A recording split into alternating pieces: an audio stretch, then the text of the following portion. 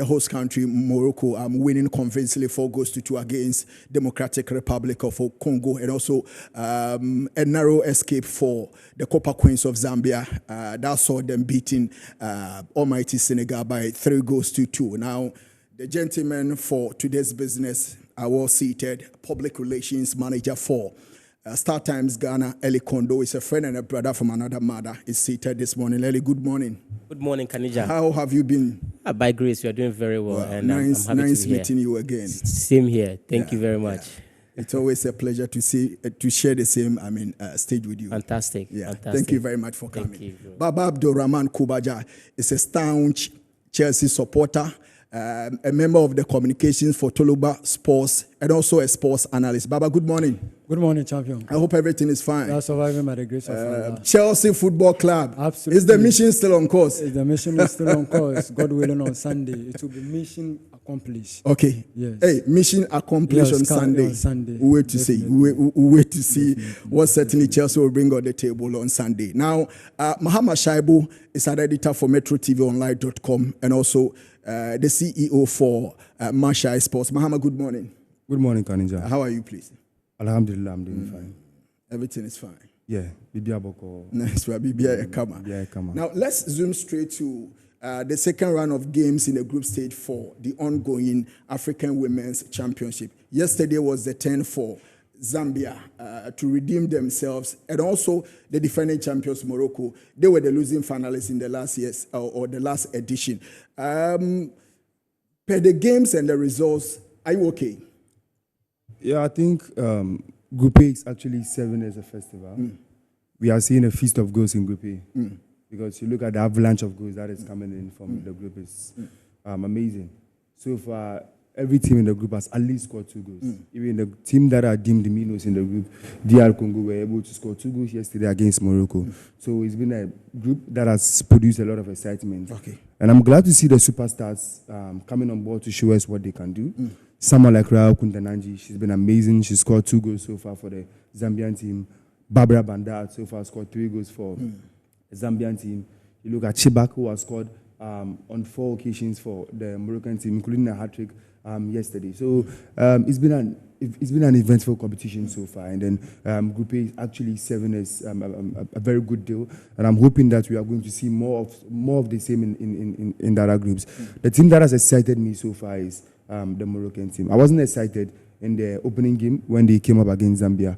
I was feeling the Zambian team have grown. They are a team that is doing very, very well. You look at the caliber of players that they have. But I was feeling Morocco played in the final of the most recent WAFCON. So look at them coming into this sort of competition and the investment that they've been able to do. Look, they have George Vilda, who is a coach who has managed the Spain national team. He won the Euros with the Spain national team just 2 years ago. So you look at that, tells you that they've done some sort of good investment. They pay him a whole lot of money. And looking at all those investments that they've done, the sort of plan that they've developed for their football, the women's game, I was a bit surprised that they were unable to get a desired result in the opening game against Zambia. But Zambia is not a team that you can write off. This is a team that has experience. They played at multiple Olympic Games. They played at the World Cup, so they have experience. So you can at least pardon them for that. But yesterday against DR Congo, we saw DR Congo take the lead, and they came back, and then they won that game convincingly. So far, I think it's been a very, very eventful event from Group A.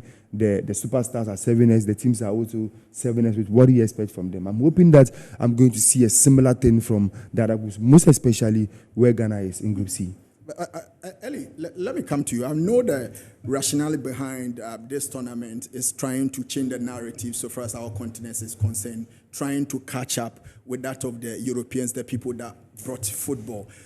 We are done with the first round of games, started with the second round of games yesterday. Are you really impressed with the standard of play so far from our African countries?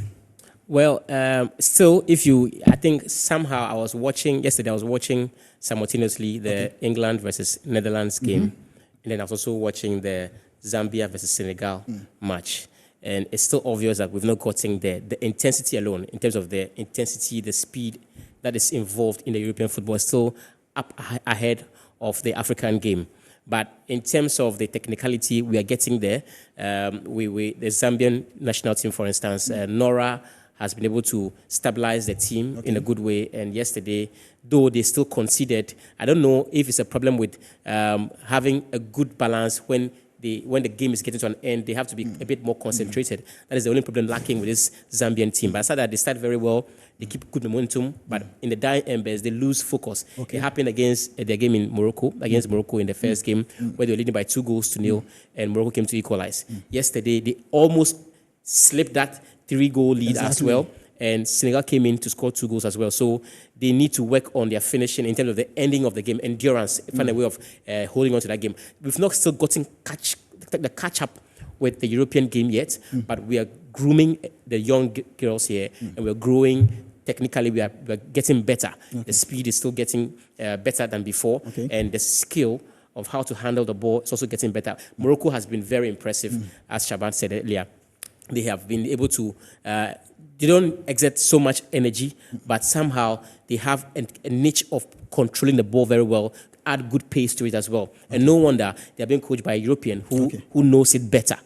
South Africans also in their first game against Ghana did not show the level at which they have been, but technically they were able to control the game. They won comfortably. So I think the women's game is growing on the continent. It's now time for us to elevate it to a higher notch, so that when we get to the international stage with the Europeans in particular, and even the Asians, the Americans, we can be able to compete better than in the past. Baba, I mean, if you clearly look at this particular tournament, it is trying to send some sort of message. Now, there is a saying that if you fail to plan, then definitely you are planning to fail.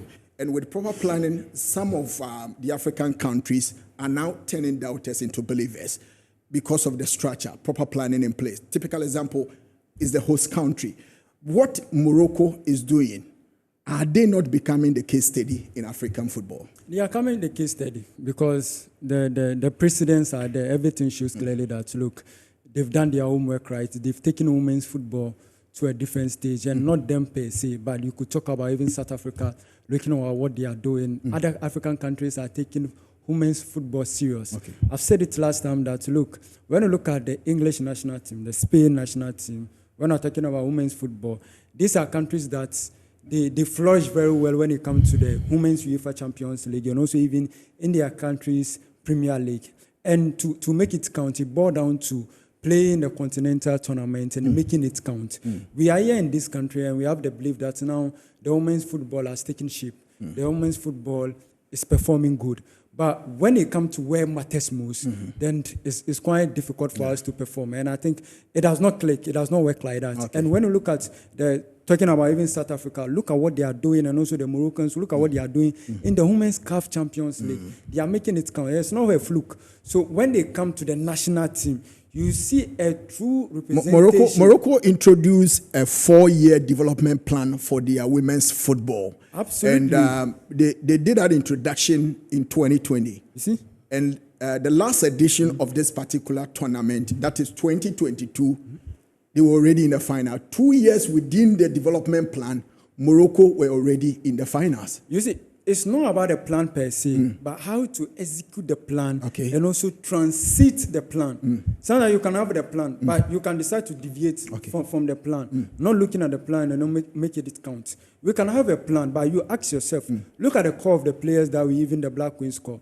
Are they the players who are playing the local sim here? That's a big question. But when we talk about Morocco, when we talk about South Africa, these are players who are playing their local league. And when you are translating them or making them play in the national team, it worked perfectly for them because the cohesion, the understanding is there. Everything is working perfectly for them. But here it's quite different. And you will always see the Moroccans, the South Africans competing and performing very well when it comes to the bigger stage. And when you look at Senegal, you see Senegal and Zambia understand that Senegal have the fireworks up front. So the formation that they deployed yesterday quench everything that Senegal will do.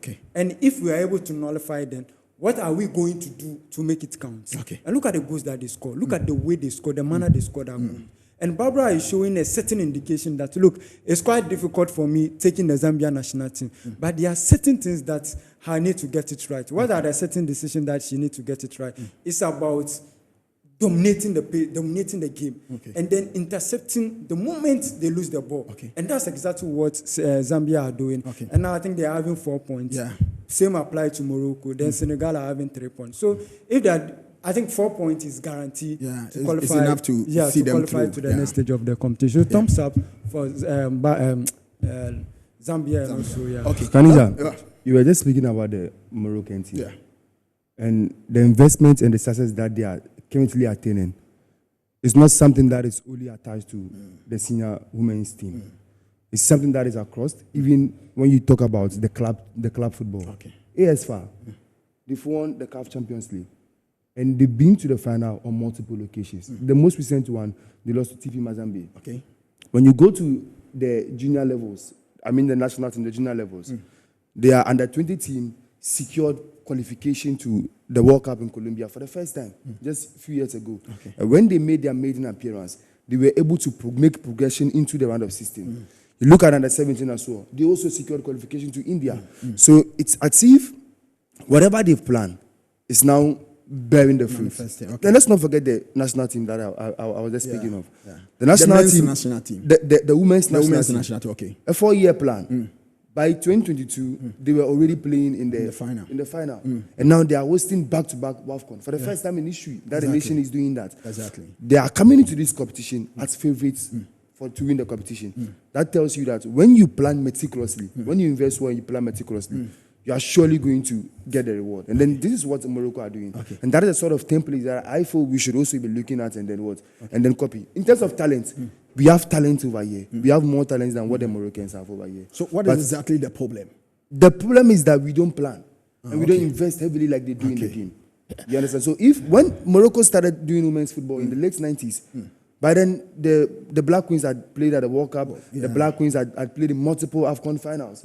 So I think the problem is investing. In terms of talent, we have them in abundance. Look at the number of the number of women who are now playing outside the country. Yeah. Just a few years ago, look at the Black Queens. Yeah. Most of the players were playing for Zakes Davis agree. and Pimda Ladies. Now look at the squad that is playing for us at the women's AFCON. Only 4 of them are playing in the local league. So that tells you that we've made growth and our players are playing outside the country. But the real problem has to do with the investments. We are not really investing in the women's game. Recently, we were preparing for the WAFCON.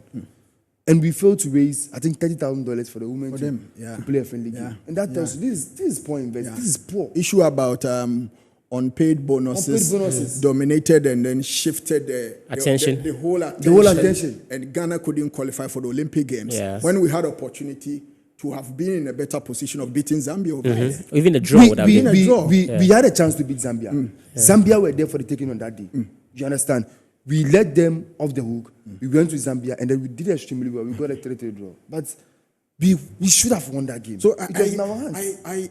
I always say on any platform that I have opportunity that, look, most of our problems in our football ecosystem, most of them is manufactured. The problems are not there. You just wake up, then one club administrator, boom, he has created a mess.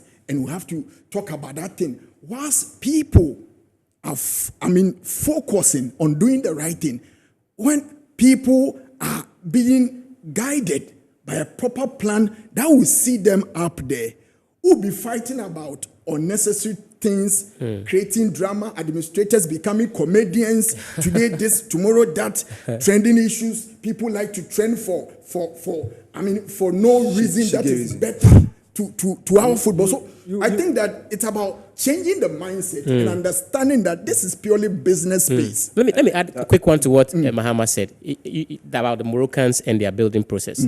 Not long ago, like you said, as part of their plan, they were bringing their women's national team here in Accra to play series of friendlies with Ghana, just to learn from how Ghana plays football. Yeah. So, like you said, if you fail to plan, you prepare yourself to fail. They had consistent friendly matches with Ghana. Ghana was beating them 5-0 and the likes. Now, down the lane, they are beating Ghana. Yeah. After coming to learn from you how to play the football, you are beating them and you are learning, correcting their mistakes. Now, they are beating Ghana.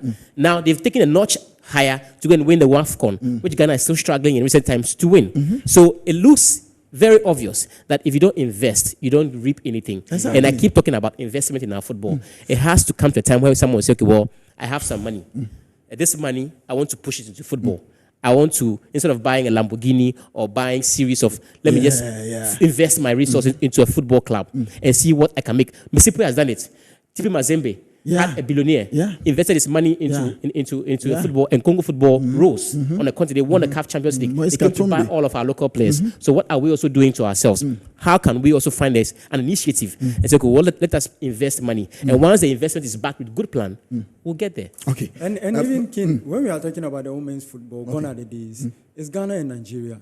But now look at South Africa. A lot of countries are overtaking us. Even Equatorial Guinea. And it is a general, it is not an isolation problem. It is a general problem, including the national team. Okay. Of that, I'm talking about the men. Okay. Because when you talk about the Blasters, when we were dominating Africa, they were not some countries. But in recent times, they were taking us. And I think we are not willing and ready to learn our mistakes. And that's the problem. Okay, let's quickly shift attention to today's games that will come on the ongoing Women's African Cup of Nations. And exactly 4 p.m. or 16 o'clock GMT will be the turn of Tunisia taking on Algeria. It will be all North African affair over there. Tunisia lost their first game against Nigeria, whilst Algeria narrowly won against Botswana. So 4 p.m., that is 16 o'clock GMT, will be a turn between Tunisia and Algeria. Then later tonight, 7 p.m. or 19 o'clock GMT, Botswana will take on Nigeria. Now, Ellie, Nigeria is the most successful club or country when it comes to the women's WAFCON. They started on a very high note. Are you expecting them or taking them to be in the finals of this year's edition?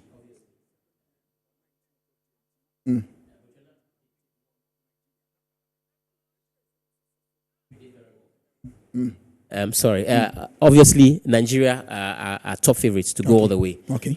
They did not come into this competition to come and just joke around, and they showed it in their first game against Tunisia. And I expect them to wallop Botswana tonight. Though Botswana themselves have not been very bad, because against Algeria. They showed up a good game. Yeah. Unfortunately, they lost concentration and then they conceded and they lost that game. So they will give Nigeria a tough test, but that will not be enough to lower the guards of Nigeria. Nigeria will wallop them and win that game. And I see Nigeria going all the way in this competition because, yes, they have the best players on the continent. One of the best women's footballer of all times on the continent is in their fold, Oshola. So I expect them to go all the way, but I don't know if they can win it. Considering what we are seeing Morocco do and even Zambia put up, I don't know how far Nigeria can go, but I see them going all the way to the final. And tonight, they will wallop Botswana easily. The other game between Algeria and Tunisia too is going to be another keenly contested game. Both teams have shown some level of commitment and good technical know-how. But considering the motivation that Algeria picked in their previous game against Botswana, that should spur them on in tonight's game, and I see them having a slight edge over Tunisia, having won their first game. But Mahama, it's quite interesting. I mean, seeing North Africans trying to catch up. We all know that football, like Kubaja rightly said, gone are the days. It was strongly a statement or a case for the countries coming from West Africa. Nigeria, Ghana is there. Now South Africa is also there. You can make case for Equatorial Guinea. Now North Africans are taking women's football serious. We've seen the progress of Morocco, but you can't make the same case for Tunisia though, but Algeria is also gradually catching up. What kind of game are you expecting between Algeria and Tunisia? Well, I have so much interest in this group because if Ghana will have to qualify, then I think we need some results to go away from this group. Because I'm already envisioning Ghana being one of the best third-place teams. If the worst could happen, the first game, Algeria secured a win, and also you had Nigeria securing a win. I'm hoping that Algeria will continue today with a similar, getting a positive result today against Tunisia, and then Nigeria also getting a positive result against Botswana. It's not going to be an easy game for Algeria. In the opening game against Botswana, they were not convincing. Okay. Although they were able to win that game by 1-0. Kudos to their goalkeeper, who was exceptional on the day, and then she was able to keep them in that game against Botswana, a team that everyone expected them to win again. So I wasn't really convinced in their opening game. For Tunisia, they came up against Nigeria, and like Ellie just did justice to it, that they came up against the best African team ever in women's football. This is a team that has won the competition on 9 occasions. So it's very difficult to be able to stop them.